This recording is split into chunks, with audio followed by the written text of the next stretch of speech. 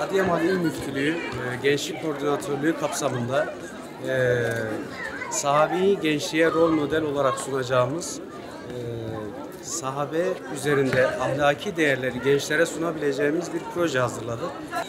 Şu an itibariyle de bütün Adıyaman merkezde bulunan liselerimizi tek tek ziyaret ederek orada öğrencilerimize, liseli gençlerimize hem sahabeyi anlatıyoruz, hem sahabenin üzerinde İslami değerlerimizi, İslam'ın ahlaki değerlerinin somutlaşmış halini sahabe üzerinden sunmaya çalışıyoruz. Bu çalışma aslında Türkiye'de bir ilk, sahabeyi gençliğe rol model olarak sunma adına. Aynı zamanda ödülleri bakımından da Türkiye'de bir ilk olacak. Çünkü Adıyaman merkezdeki toplam 29 lisemizi kapsayan bir yarışma oluyor ve bu yarışmanın neticesinde ilk 30'a giren öğrencilerimize umre ödülü vardı. Akabinde ilk 45, bundan sonraki ilk 45 öğrencimizi tarihi ve kültürel bir gezi programımız olacak. Sonrasındaki 25 öğrencimize de mansiyon ödüller olacaktır.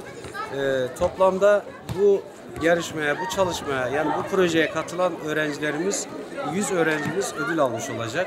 Hem ödülleri kapsamında gerçekten ciddi bir ödül, sadece Adıyaman merkez olmasına binaen, hem de sahabeyi gençliğe rol model sunacağımız güzel bir çalışma olacaktır. Malumunuz gençliğimiz çok ciddi manada değerlerimizden uzaklaşmaya başladı. Ciddi manada hem toplumumuzda hem gençliğimizde yozlaşma oluşmaya başladı. Bizler de değerlerimizi gençlerimize farklı yöntemlerle sunabilmek adına böyle bir proje gerçekleştirdik. İnşallah muvaffak oluruz diye düşünüyoruz. Şu an ciddi bir katılım var tabii ki.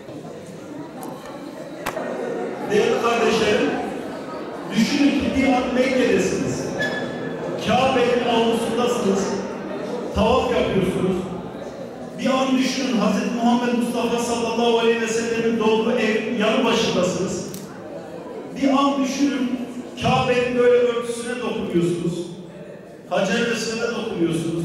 Orada Rabbinizle baş başanızsınız ve dua ediyorsunuz. Allah'ım bana başarılar ver diyorsunuz. Ben biraz önce size dua ettim ya. Kendiniz o duayı Mekke'nin yanı başında kendinize dua ediyorsunuz. Düşünün arkadaşlar. Cebrail aleyhisselam meleğin gelmiş olduğu mağaranın içindesiniz. Düşünün ki Allah Resulü'nün Mekke'den Medine'ye hicret ederken sığındığı mağaranın içerisindesiniz, sevdesiniz.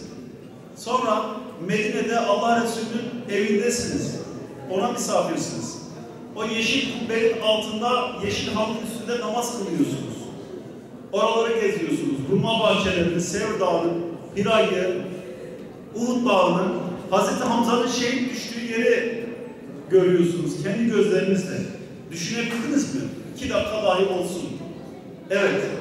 İşte yarışmanın sonucunda ilk 30'a gireni Umre'ye götüreceğiz.